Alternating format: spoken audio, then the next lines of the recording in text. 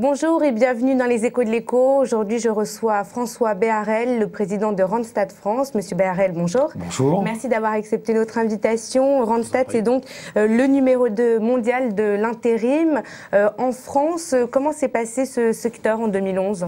Alors, une année 2011 contrastée, enfin globalement une bonne année puisqu'on a eu une croissance de l'ordre de 13-14%. Après une année 2010 extrêmement difficile. Après une année 2010, non, une année 2008-2009 très difficile et le début de la remontée en 2010. Une remontée assez nette, donc qui est confirmée en 2012.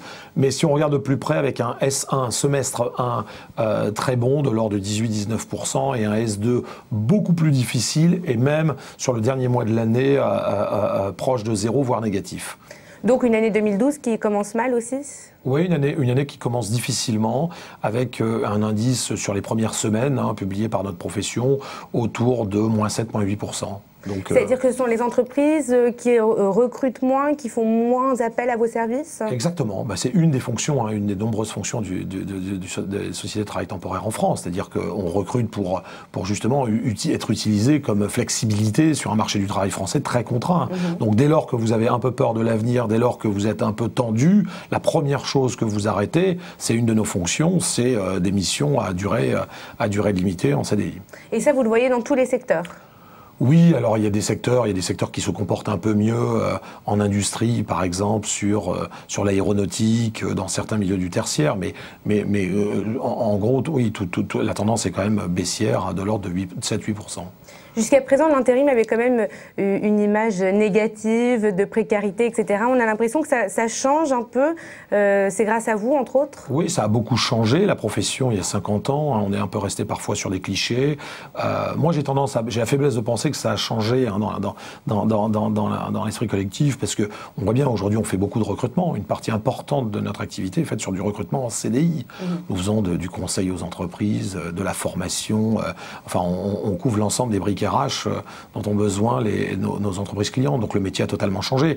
Je rappelle que s'il y a 50 ans, les gens subissaient l'intérim, aujourd'hui, il faut savoir, on ne le sait jamais assez, que 20% des intérimaires en France le font par choix de vie.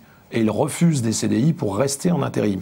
Vous trouverez évidemment, et cette idée de précarité, vous le trouverez surtout parce qu'il y a évidemment des publics qui sont sur des qualifications qui ne sont pas pénuriques, peu qualifiés, dans des bassins d'emploi difficiles, qui eux le subissent l'intérim. Et c'est à ce titre-là que parfois on dit qu'il s'agit de précarité. Et je ne suis pas gêné de dire, dans certains cas, oui, je comprends que ce soit vu comme ça par certains.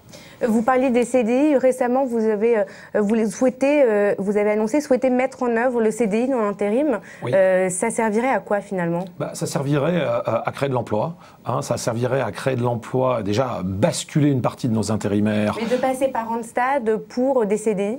Exactement, c'est-à-dire qu'une partie de nos intérimaires, alors évidemment plutôt sur des qualifications pénuriques, puisque nous sommes le dernier rempart à un besoin de flexibilité ou de respiration des entreprises. Donc vous imaginez bien que si on embauchait tout le monde en CDI, il y a un souci au final. Donc embaucher plutôt les intérimaires sur des qualifications pénuriques que l'on mettrait à disposition de nos clients de la même manière. Alors évidemment, ça nécessite des modifications qui régissent finalement notre activité.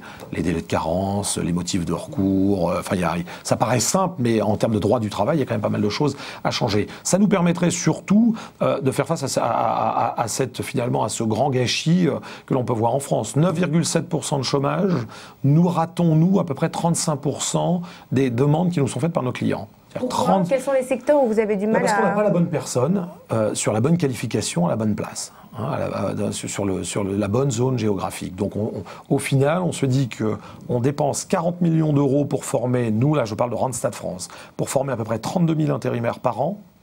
Et on reforme des intérimaires sur les mêmes jobs en permanence qui, par essence, s'inscrivent à durée déterminée, alors qu'on pourrait finalement embaucher une partie de nos intérimaires en CDI et avec l'argent que l'on consacre à la formation, former plus de personnes en nombre sur des qualifications qui ne trouvent pas preneur aujourd'hui. En clair, augmenter notre taux de commande auprès de nos clients et créer de l'emploi au final. Le marché de l'intérim est considéré comme un bon baromètre de l'emploi en général. Vous êtes plutôt optimiste. Pour 2012, on est à 9,7% de chômage en ce moment. Vous voyez quelle direction pour ce taux ? Les études montrent plutôt qu'il va falloir un peu de temps avant que ça s'inverse. Même s'il y a des mesures qui ont été prises, telles que le chômage partiel, qui à mon avis est une bonne idée, la facilitation du recours au chômage partiel et l'emploi des jeunes en exonération de taxes, pour moi, ce sont deux bonnes mesures d'urgence qu'il fallait prendre. Ça ne va pas résorber le problème dans son ensemble, mais en tout cas, situation d'urgence, solution urgente. Donc, je pense que ça va pas forcément s'améliorer dans les mois à venir. Qu'il va falloir attendre plutôt des réformes plus importantes et plus structurelles pour que ça bouge. Alors justement, dans le débat actuel autour de la présidentielle, qu'est-ce que vous avez entendu chez les candidats qui vous paraît favorable à ce marché? Alors, pour ma part et à titre personnel, je vois plutôt... Sans faire de politique. Non, sans faire de politique. Pour moi, l'histoire de la TVA sociale est certainement une idée à creuser, même si une partie des économistes explique que pour que cela marche, donc augmentation de la TVA au profit de la baisse des charges pour les entreprises, donc augmentation de la compétitivité. Une partie économique explique qu'il faut finalement que le marché soit en croissance. Bon, il y a d'autres cas, il y a d'autres pays sur lesquels on a pu voir sur des croissances mitigées avoir un effet positif. Là où ça va être compliqué, à mon avis, c'est expliquer aux plus démunis, les gens qui sont finalement en situation le plus compliquée, qu'il est utile de faire encore un effort supplémentaire, donc une forme d'injustice, un sentiment d'injustice qu'on peut comprendre, et je pense que ça devrait plutôt s'accompagner d'une baisse en même temps des charges salariales pour que les citoyens ne soient pas persuadés d'une forme de hold-up ou une forme d'injustice, plus qu'un hold-up d'ailleurs.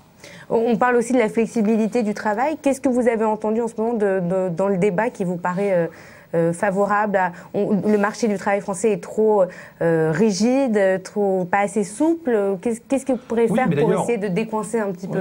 D'ailleurs, on le voit quand on voit le Standard & Poor's ou les analyses, problématique de gouvernance de l'euro, mais dedans est indiqué aussi rigueur, oui en France, mais pas que de la rigueur. Il parle aussi et surtout des rigidités du marché du travail, dans lequel il considère que finalement, même quand on arrive à créer de la croissance, c'est tellement compliqué notre marché du travail qu'on arrive parfois même à ne pas capter une partie de cette croissance. Alors, on peut tourner le sujet dans tous les sens, mais les entreprises ne peuvent pas faire n'importe quoi. À l'inverse d'un État, elles ne peuvent pas s'endetter de manière déraisonnée, et qu'à un moment ou un autre, basées surtout sur la confiance, elles n'accepteront d'embaucher dans le dur, en CDI, que lorsqu'elles auront une vision à long terme suffisamment positive pour passer à l'acte.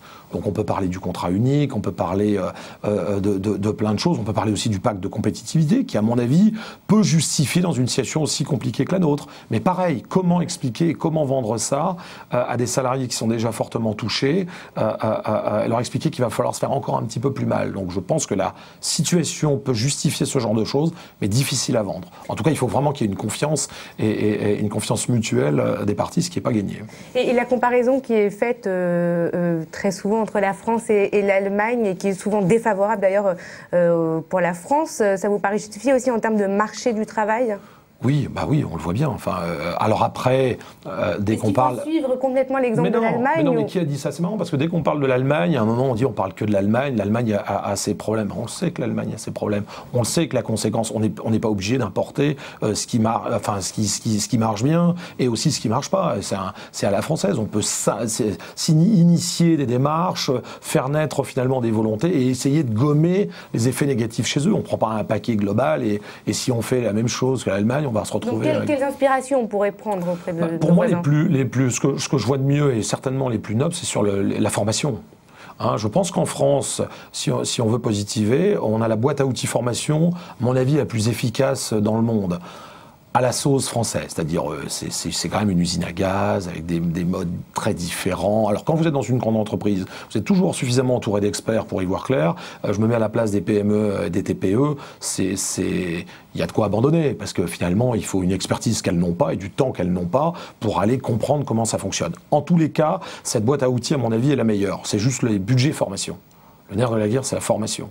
La formation, on peut mettre un 0 de plus de contrats de qualif, tous les contrats que l'on connaît, dont on connaît le succès. Donc, à mon avis, c'est certainement là-dessus qu'ils sont le meilleur. Et évidemment, ce réseau PME plus dense. Je ne dis pas d'originalité en disant ça, mais on le sait. Merci beaucoup, François Béharel. Je rappelle que vous êtes le président de Randstad France. Les Échos de l'Écho, c'est tout pour aujourd'hui. On se retrouve demain avec un nouvel invité.